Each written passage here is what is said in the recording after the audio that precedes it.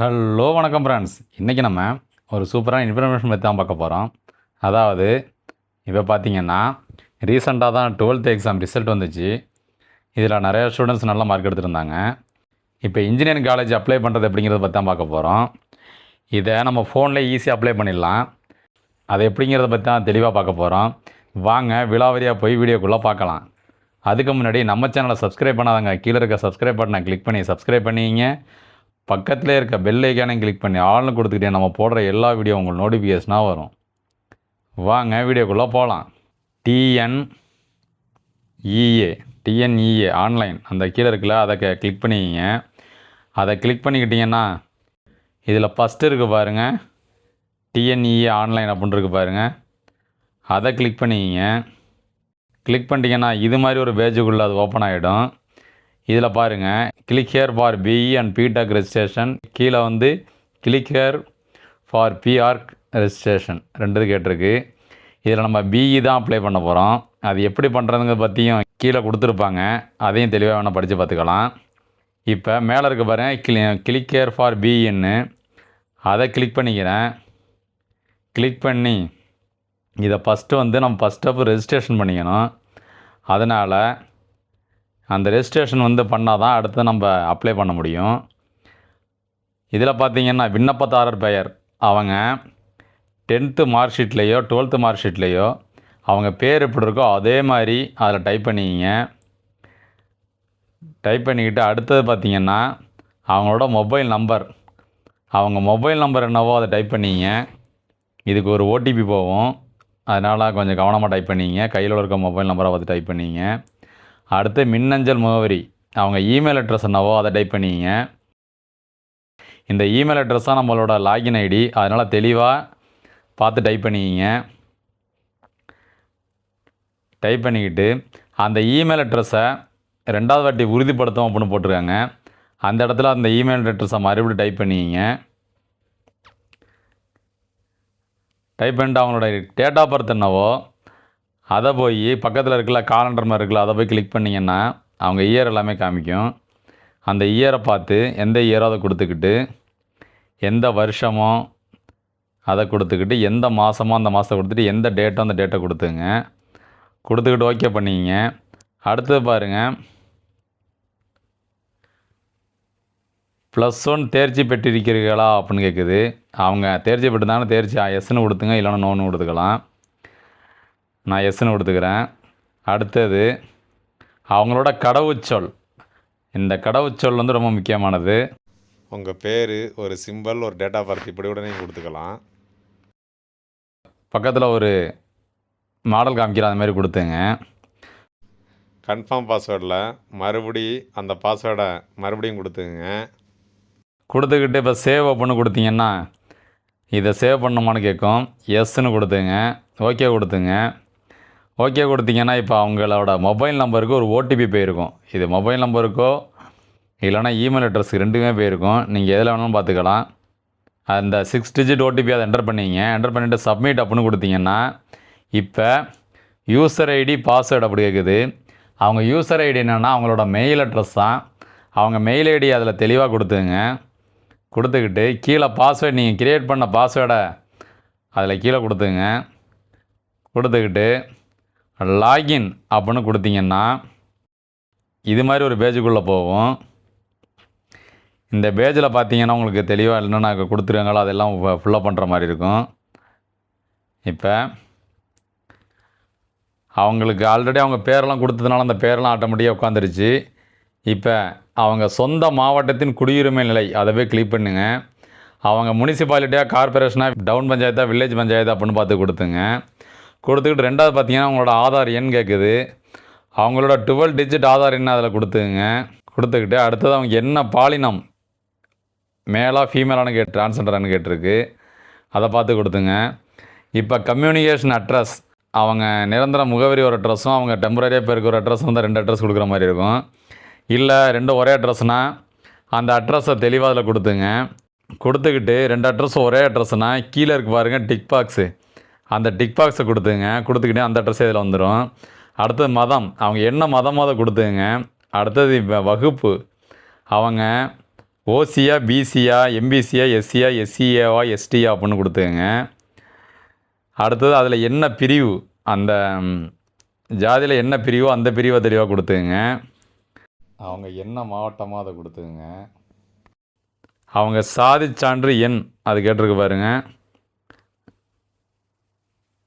அவங்க சாதிச்சான்று எண் என்னவோ அதை கொடுத்துங்க. அந்த சாதிச்சான்று என்ன கரெக்டாக கொடுத்துங்க. அடுத்தது அவங்க தந்தையின் பெயர், அப்பாவோட பேர் என்னவோ அதை கொடுத்துக்குங்க. எல்லாமே இங்கிலீஷில் தான் கொடுக்குற மாதிரி இருக்கும். அடுத்து தாயின் பெயர் என்னவோ அவங்க அம்மாவோட பேரை கொடுத்துங்க.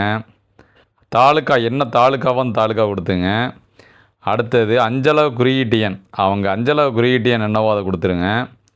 இப்போ கீழே மறுபடியும் தொலைபேசி, அவங்க பெற்றோரோட தொலைபேசி எண் கேட்குது. அவங்க தொலைபேசி என்னவோ அதை கொடுத்துருங்க. கொடுத்துக்கிட்டு சொந்த மாவட்டம், அவங்க ரெண்டும் ஒரே மாவட்டம்னா சொந்த மாவட்டத்தை அந்த மாவட்டத்தை கொடுத்துங்க.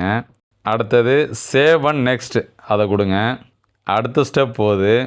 அடுத்த ஸ்டெப்பில் பாருங்கள், ஸ்பெஷல் ரிசர்வேஷன் இன்ஃபர்மேஷன், அதாவது சிறப்பு ஒதுக்கீட்டு தகவல் சிற்றேட்டின்படி சிறந்த விளையாட்டு வீரர்களுக்கான ஒதுக்கீட்டின் கீழ் நீங்கள் விண்ணப்பிக்க விரும்புகிறீர்களா? அதாவது நீங்கள் ஒரு ஸ்போர்ட்ஸ் மேனாக இருந்தால் அதில் எஸ் கொடுத்துட்டு அது சம்மந்தமாக உள்ள டீட்டெயில் கொடுக்குற மாதிரி இருக்கும்.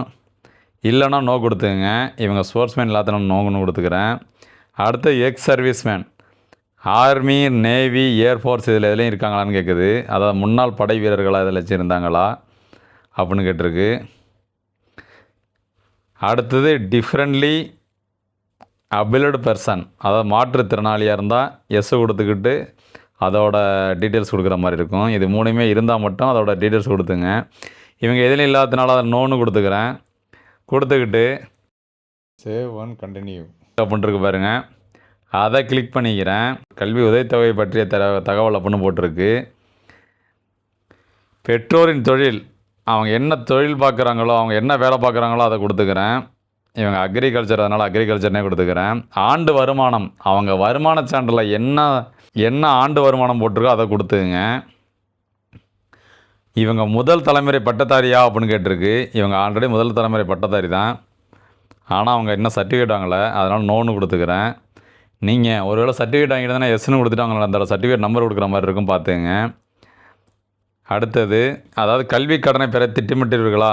எஜுகேஷன் லோன் வாங்க போகிறீங்கன்னா எஸ்ன்னு கொடுத்துங்க, இல்லைனா நோன்னு கொடுத்துங்க. கொடுத்துக்கிட்டு சேவ் அண்ட் கண்டினியூ அதை கொடுத்துக்கிறேன். கொடுத்தோன்னா அடுத்த ஸ்டெப் போகுது. இதில் பாருங்கள், அவங்க ஸ்கூல் சம்மந்தமாக உள்ள டீட்டெயில்ஸ் எல்லாம் கேட்டிருக்கு. ஃபஸ்ட்டு பள்ளியின் வகை, அவங்க என்ன பள்ளியில் படித்தாங்க, அவங்க ஸ்டேட் கவர்மெண்ட்டா, சென்ட்ரல் கவர்மெண்ட்டா, கவர்மெண்ட் எய்டடா, ப்ரைவேட்டா அப்படின்னு பார்த்து கொடுத்துங்க. என்ன பஞ்சாயத்து, அவங்க என்ன பஞ்சாயத்தோ அந்த பஞ்சாயத்தை கொடுத்துங்க. அதாவது நீங்கள் தமிழ்நாட்டில் 8வது முதல் 12வது வரை படித்தீர்களா அப்படின்னு கேட்டிருக்கு. அவங்க 8வதுலேருந்து 12வது வரையும் தமிழ்நாட்டில் படிச்சிருந்தாங்கன்னா எஸ்ன்னு கொடுத்துங்க, இல்லை நோன்னு கொடுத்துக்குங்க. நான் இவங்களை எஸ்னே கொடுத்துக்கிறேன். அடுத்தது, கல்வி உரிமை சட்டத்தின் கீழ் தனியார் பள்ளியில் 6 முதல் 8 வரையிலும், அரசு பள்ளியில் 9வது முதல் 12வது வரையும் படித்தீர்களா அப்படின்னு கேட்டிருக்கு. அதாவது ஆர்டிஇ மூலியமாக படிச்சிருக்காங்களா அப்படின்னு கேட்டிருக்காங்க. எஸ்னா எஸ்ன்னு கொடுத்துங்க, இல்லைனா நோன்னு கொடுத்துங்க. அடுத்தது, நீங்கள் அரசு பள்ளியில் 6வது முதல் 12வது வரை படித்தீர்களா அப்படின்னு கேட்டிருக்கு.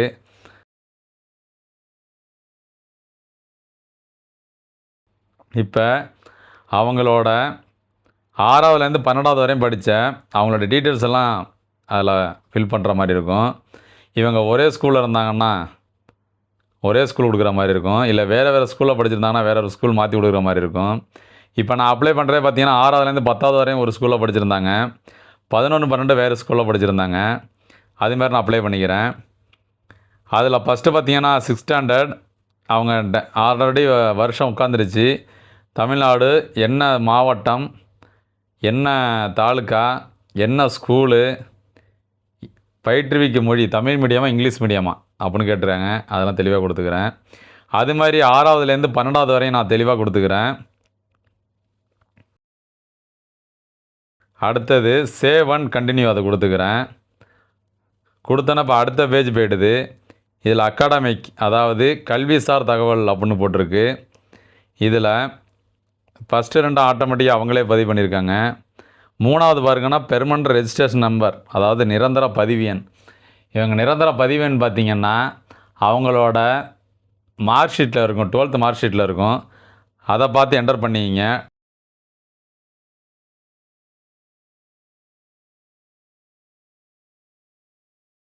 ஹையர் செகண்டரி ரோல் நம்பர், அதாவது வரிசை எண், அவங்க ரோல் நம்பர் என்னவோ அந்த ரோல் நம்பர் அதை என்டர் பண்ணிக்கிங்க. அடுத்தது தேர்ச்சி பெற்ற ஆண்டு, எந்த இயர் தேர்ச்சி பெற்றாங்களோ அந்த வருஷம் ஆட்டோமேட்டிக்காக உட்காந்துருச்சு, அதனால் ஒன்றும் தேவையில்லை. அடுத்தது ஹையர் செகண்டரி குரூப், இவங்க வந்து ஹையர் செகண்டரி அகாடமிக்காக ஒகேஷனல் அப்படின்னு கேட்டிருக்கு.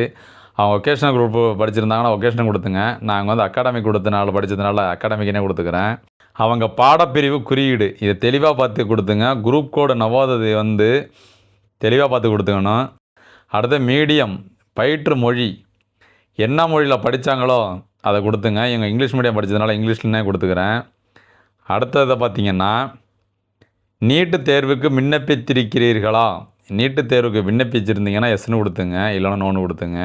ஜேஇஇ தேர்வுக்கு விண்ணப்பித்திருக்கிறீர்களா, விண்ணப்பித்திருந்தால் எஸ்ன்னு கொடுத்துங்க, இல்லை நோன்னு கொடுத்துங்க. அடுத்தது ஐஎம்யூ சிஇடி தேர்வுக்கு விண்ணப்பித்திருக்கிறீர்களா, அதுக்கு என்னென்னு பார்த்து கொடுத்துங்க. நான் எல்லாத்தையுமே நோன்னு கொடுத்துக்கிறேன், அவங்க எதுவும் இல்லை விண்ணப்பிக்காததுனால.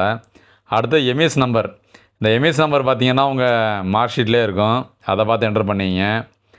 என்டர் பண்ணிவிட்டு அடுத்தது பிறப்பிடச் சான்று, பிறப்பிடச் சான்று இருந்ததுன்னா அந்த நம்பர் கொடுக்கணும், இல்லைன்னா ஒன்றும் தேவையில்லை. அடுத்தது சேவ் அண்ட் கண்டினியூ அதை கொடுத்துங்க. கொடுத்துக்கிட்டிங்கன்னா இதில் அவங்களோட ப்ரிவியூ, அவங்க இதுவரையும் கொடுத்த தகவல் எல்லாமே இதில் இருக்கும். நீங்கள் இதை ஒரு வாட்டி கரெக்டாக செக் பண்ணிங்க. இதில் எதுவும் தவறு இருந்தால் கூட நம்ம மறுபடியும் போய் அதை சரி பண்ணிட்டு வந்துடலாம். அதனால் அதை பார்த்துட்டு தான் நம்ம ப்ரிவியூ பேமெண்ட் பண்ணுற மாதிரி இருக்கும். அதனால் இது எல்லாத்தையும் அவங்க கொடுத்த எல்லா டீட்டெயிலும் கரெக்டானு பார்த்துங்க. எல்லா டீட்டெயிலும் கரெக்டானு பார்த்துக்கிட்டு கீழே இருக்கு பாருங்கள், கன்ஃபார்ம் டு பே அப்படின்னு இருக்கு பாருங்கள், அதை கிளிக் பண்ணுங்கள். கிளிக் பண்ணிங்கன்னா இது மாதிரி ஒரு சின்ன பாப்பப் பாக்ஸ் ஓப்பன் ஆகும். அதில் கண்டினியூ ஓப்பன் கொடுத்துங்க. கொடுத்துக்கிட்டிங்கன்னா இப்போ வந்து எஸ்சி எஸ்டினா 250 ரூபா கட்டுற மாதிரி இருக்கும். மற்ற எல்லா கெஸ்ட்டும் அதர் கெஸ்ட்டு ஃபுல்லாக 500 கட்டுற மாதிரி இருக்கும். இதில் பெரும்பாலும் கனரா பேங்கை செலக்ட் பண்ணிக்கிங்க, ஏன்னா அதில் போனால் தான் உங்களுக்கு கியூஆர் கோடு காமிக்கிது, ஈஸியாக நீங்கள் பேமெண்ட் பண்ணிடலாம். இப்போ நான் கனரா பேங்க்னே கொடுக்குறேன், பே அப்படின்னு கொடுக்குறேன். கொடுத்தேன்னா இது மாதிரி ஒரு பாக்ஸ் ஓப்பன் ஆகுது. இப்போ பார்த்தீங்கன்னா ஸ்கேன் வித் எனி யூபிஐ அப்படின்னு இருக்குல்ல, அதில் போய் நீங்கள் ஸ்கேன் பண்ணி அமௌண்ட் போட்டுக்கலாம். நான் வந்து ஜிபே மூலியமாக பண்ண போகிறேன், அதனால் 2வதாக இருக்குது பாருங்கள் யூபிஐ, அந்த ஆப்ஷனை கிளிக் பண்ணிக்கிறேன்.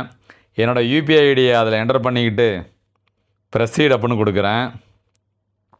ப்ரெசீட்னு கொடுத்தேன்னா 8 நிமிஷம் டைம் காமிக்கிது, அதுக்குள்ளே நான் பேமெண்ட் பண்ணணும் அப்படின்னு. ஜிபே அப்ளிகேஷனில் பேமெண்ட் பண்ணிட்டேன். பேமெண்ட் பண்ணதுக்கு பிறகு விண்ணப்ப விவரங்களை ஏற்றிடம் காத்திருக்கவும், your payment was successfully made அப்படின்னு வந்துடுச்சு. ஜெனரேட் ரிப்போர்ட் அப்படின்னு இருக்கு பாருங்கள், அதை கிளிக் பண்ணிக்கிறேன். இப்போ மேலே இருக்குது பாருங்கள் டவுன்லோட் ராவ், அதை கொடுத்துங்க. அதை கொடுத்தீங்கன்னா அவங்களோட அப்ளிகேஷன் டவுன்லோட் ஆகிடும். இப்போ இந்த அப்ளிகேஷன் இது மாதிரி தான் டவுன்லோட் ஆகிருக்கும், அதை பார்த்துங்க. அது கீழே இருக்குது பாருங்கள் click here to upload certificate, அதாவது எங்கள் சர்டிஃபிகேட் இப்போ தான் அப்லோட் பண்ண போகிறோம். அவங்க சர்டிஃபிகேட் எல்லாமே பார்த்திங்கன்னா அவங்க மொபைலே கூட ஃபோட்டோ எடுத்து 1 MBக்குள்ளே ரெடி பண்ணி வச்சிங்க. இதுக்கு பார்த்திங்கன்னா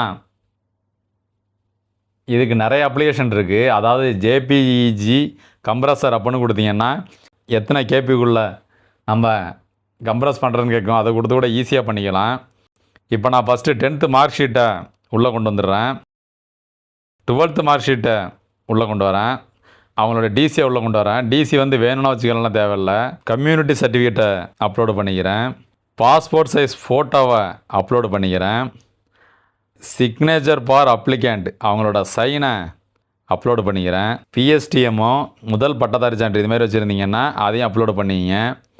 அப்லோடு பண்ணிக்கிட்டு கீழே இருக்க பாருங்கள் ஃப்ரீஸ் அப்லோட் அப்படின்னு இருக்குல்ல, அதை கொடுங்க.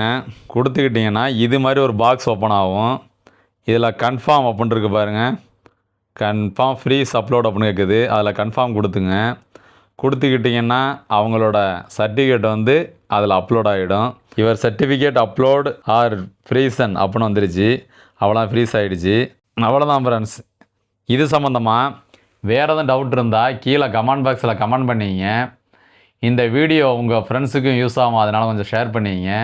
மறந்துடாமல் இந்த வீடியோ பிடிச்சிருந்தா ஒரு லைக் பண்ணிங்க. இது மாதிரி யூஸ்ஃபுல்லான வீடியோஸுக்கு நம்ம சேனலை சப்ஸ்கிரைப் பண்ணிங்க. Okay friends, thank you.